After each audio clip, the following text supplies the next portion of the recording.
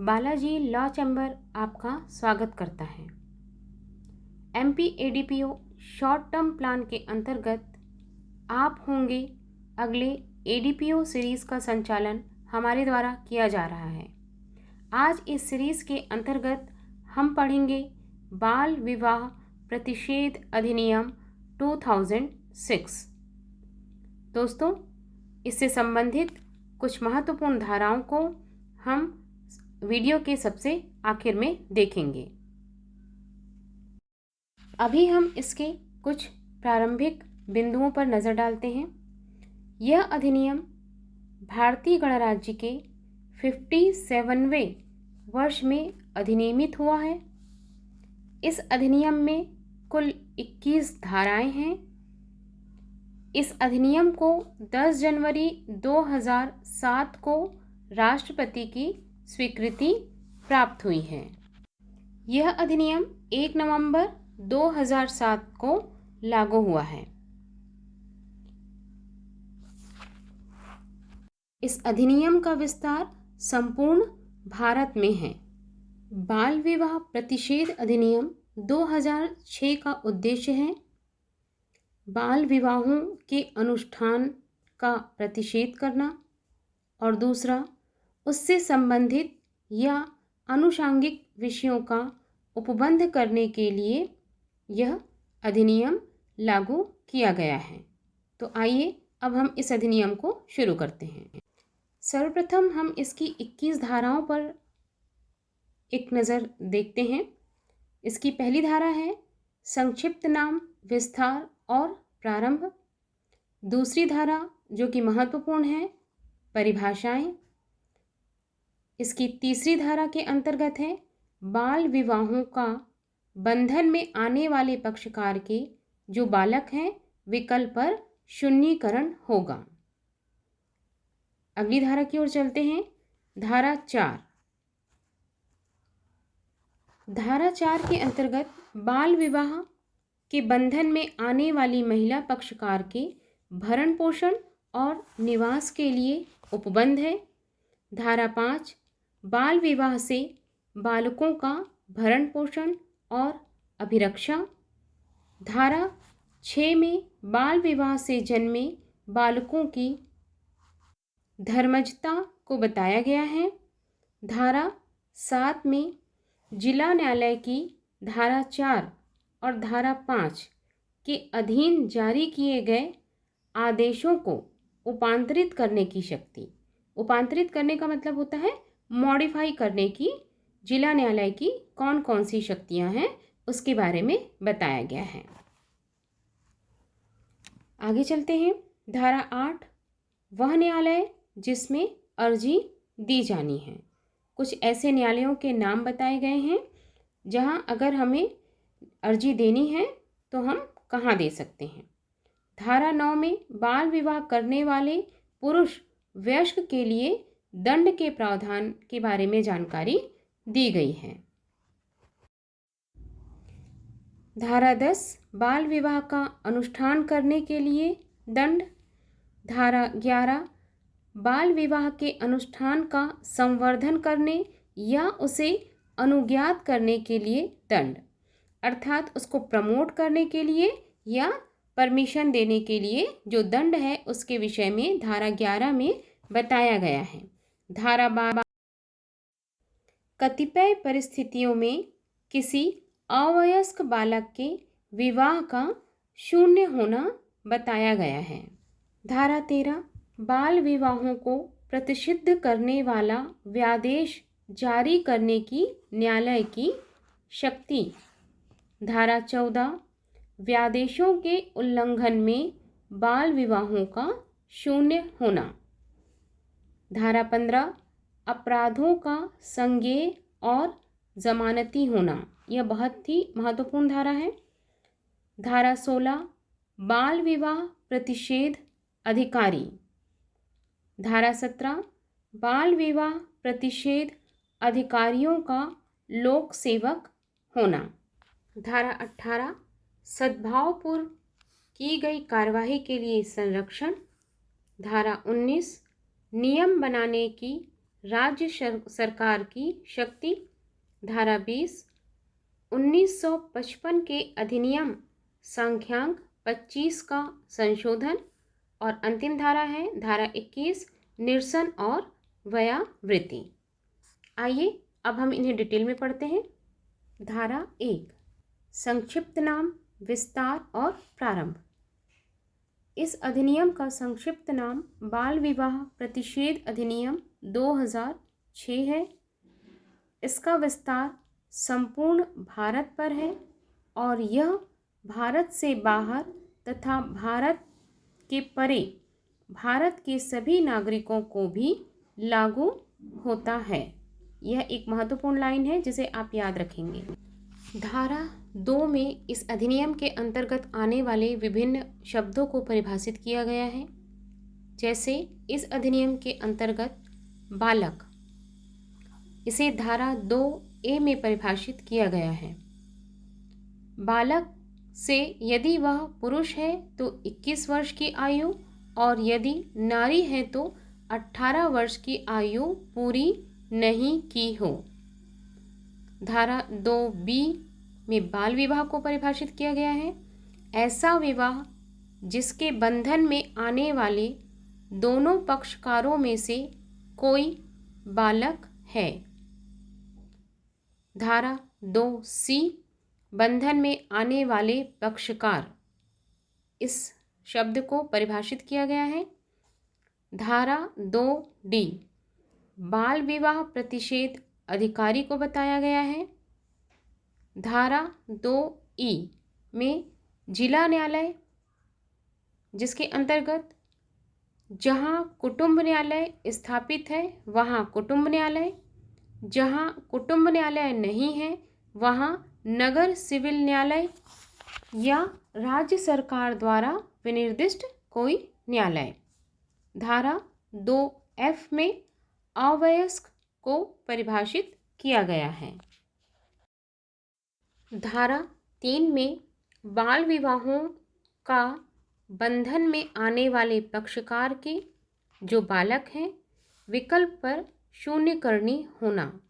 इसके अंतर्गत 4 उपधाराएं हैं जो कि बहुत ही महत्वपूर्ण है। इसकी पहली उपधारा कहती है प्रत्येक बाल विवाह जो चाहे इस अधिनियम के प्रारंभ के पूर्व या पश्चात अनुष्ठापित किया गया हो, वह विवाह बंधन में आने वाले ऐसे पक्षकार के जो विवाह के समय बालक था विकल्प पर शून्यकर्णी होगा। सिंपल से शब्दों में ले तो इसका मतलब ये है कि जब भी यह अधिनियम लागू हुआ, चाहे उसके पहले चाहे उसके बाद, यदि जिनका विवाह हो रहा है यदि वे बालक थे तो उनका जो विवाह होगा वो शून्यकर्णी होगा। इसकी उपधारा 2 कहती है यदि अर्जी फाइल करने के समय अर्जीदार अवयस्क है तो अर्जी उसके संरक्षक या वाद मित्र के साथ साथ बाल विवाह प्रतिषेध अधिकारी की मार्फत फाइल की जा सकेगी। इसकी उपधारा 3 कहती है कि इस धारा के अधीन अर्जी किसी भी समय, किंतु अर्जी फाइल करने वाले बालक के वयस्कता प्राप्त करने के 2 वर्ष पूर्व करने से पूर्व फाइल कर देनी चाहिए। उपधारा 4 कहती है इस धारा के अधीन अकृतता की डिक्री प्रदान करते समय जिला न्यायालय विवाह के दोनों पक्षकारों और उनके माता पिता या उनके संरक्षकों को यह निर्देश देते हुए आदेश करेगा कि वे यथास्थिति दूसरे पक्षकार, उसके माता पिता या संरक्षक को विवाह के अवसर पर उसको दूसरे पक्षकार से प्राप्त धन, मूल्यवान वस्तुएं, आभूषण और अन्य उपहार या ऐसी मूल्यवान वस्तुओं, आभूषणों, अन्य उपहारों के मूल्य के बराबर रकम और धन लौटा देगा। धारा 4 बाल विवाह के बंधन में आने वाली महिला पक्षकार के भरण पोषण और निवास के लिए उपबंध है। इसकी उपधारा 1 कहती है, धारा 3 के अधीन डिक्री प्रदान करते समय जिला न्यायालय बाल विवाह के बंधन में आने वाले पुरुष पक्षकार को, और यदि ऐसे विवाह के बंधन में आने वाला पुरुष पक्षकार अवयस्क है तो उसके माता पिता या संरक्षक को, विवाह के बंधन में आने वाली महिला पक्षकार को उसके पुनर्विवाह तक भरण पोषण का संदाय करने के लिए निर्देश देते हुए अंतरिम या अंतिम आदेश भी कर सकेगा।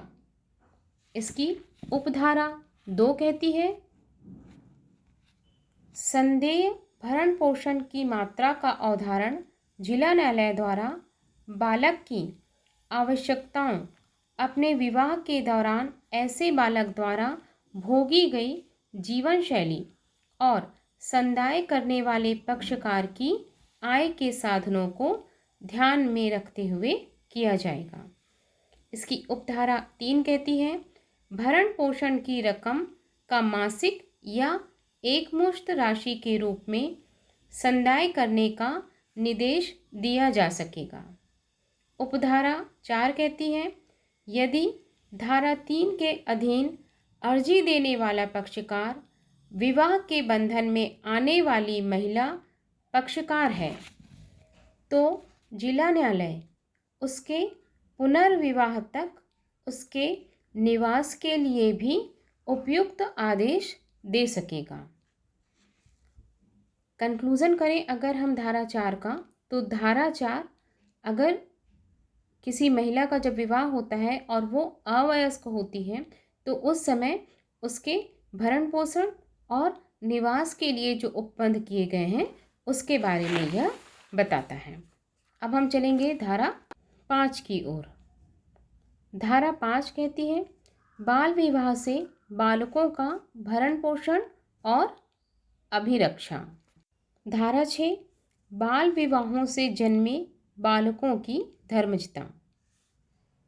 ऐसे विवाह से जन्मा या गर्भाहित प्रत्येक बालक, चाहे वह इस अधिनियम के प्रारंभ के पूर्व या पश्चात पैदा हुआ हो, सभी प्रयोजनों के लिए धर्मज बालक समझा जाएगा। तो अब हम चलते हैं धारा 7 की ओर। धारा 7 जिला न्यायालय की धारा 4 और धारा 5 के अधीन जारी किए गए आदेशों को उपांतरित करने की शक्ति के विषय में बताता है। धारा 8, वह न्यायालय जिसमें अर्जी दी जानी है। धारा 8 महत्वपूर्ण है, इसे याद रखेंगे आप। धारा 9, बाल विवाह करने वाले पुरुष वयस्क के लिए दंड के बारे में प्रावधान करता है। जो कोई 18 वर्ष से अधिक आयु का पुरुष वयस्क होते हुए बाल विवाह करेगा, वह कठोर कारावास से जिसकी अवधि 2 वर्ष तक की हो सकेगी या जुर्माने से या 1 लाख रुपए तक का हो सकेगा अथवा दोनों से भी वह दंडनीय हो सकता है। धारा 10 की ओर चलेंगे। धारा 10, बाल विवाह का अनुष्ठान करने के लिए दंड। जो कोई किसी बाल विवाह को संपन्न करेगा, संचालित करेगा या निर्दिष्ट करेगा या दुष्प्रेरण करेगा, वह कठोर कारावास से जिसकी अवधि 2 वर्ष तक की हो सकेगी दंडनीय होगा और जुर्माने से भी जो 1 लाख रुपए तक का हो सकेगा दंडनीय होगा। धारा 11, बाल विवाह के अनुष्ठान का संवर्धन करने या उसे अनुज्ञात करने के लिए दंड।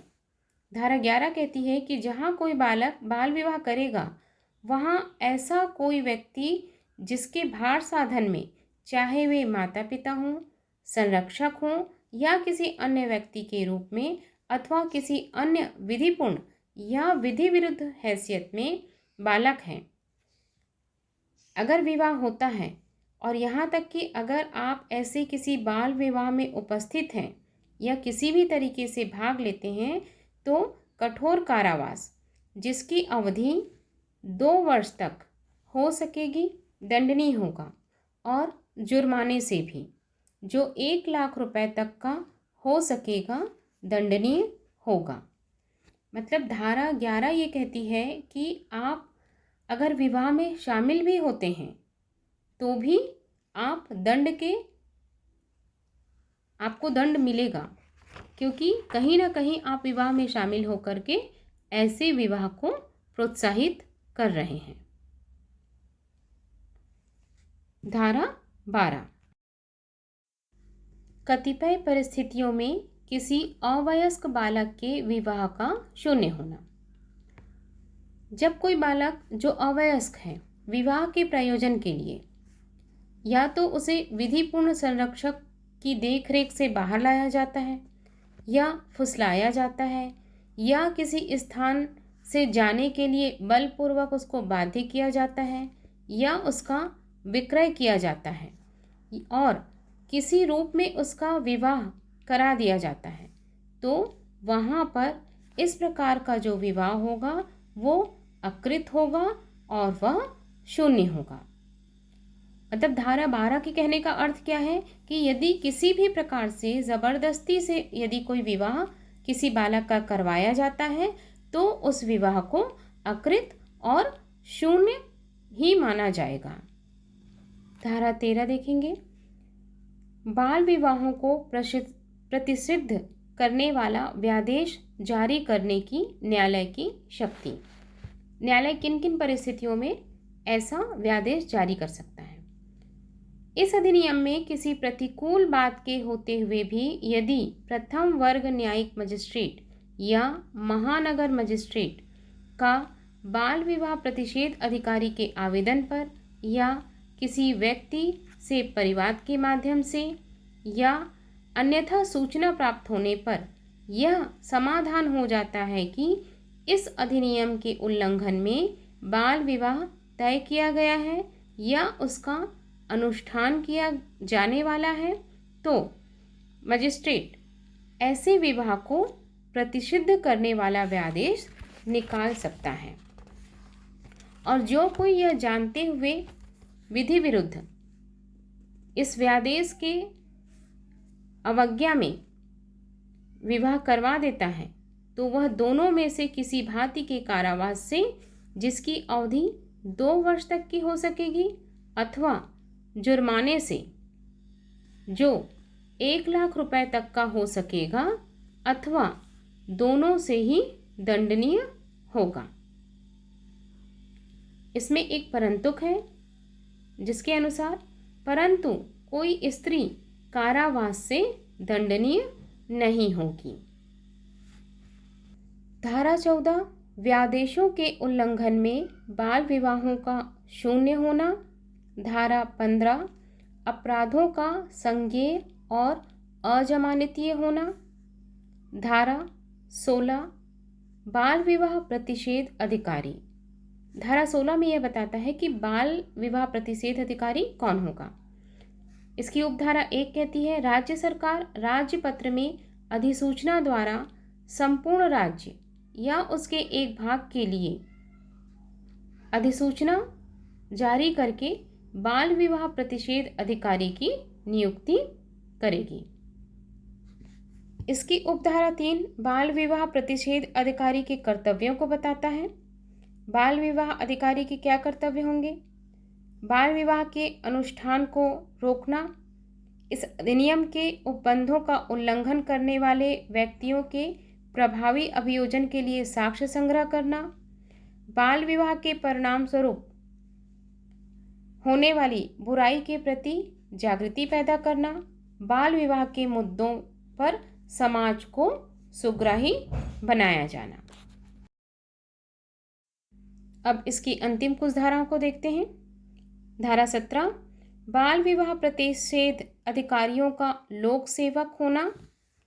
धारा 18, सद्भावपूर्वक की गई कार्यवाही के लिए संरक्षण, अर्थात इस अधिनियम के किसी आदेश के अनुसरण में सद्भावपूर्वक की गई या की जाने वाली किसी बात के लिए कोई भी वाद, अभियोजन या अन्य विधिक कार्यवाही बाल विवाह प्रतिषेध अधिकारी के विरुद्ध नहीं होगी।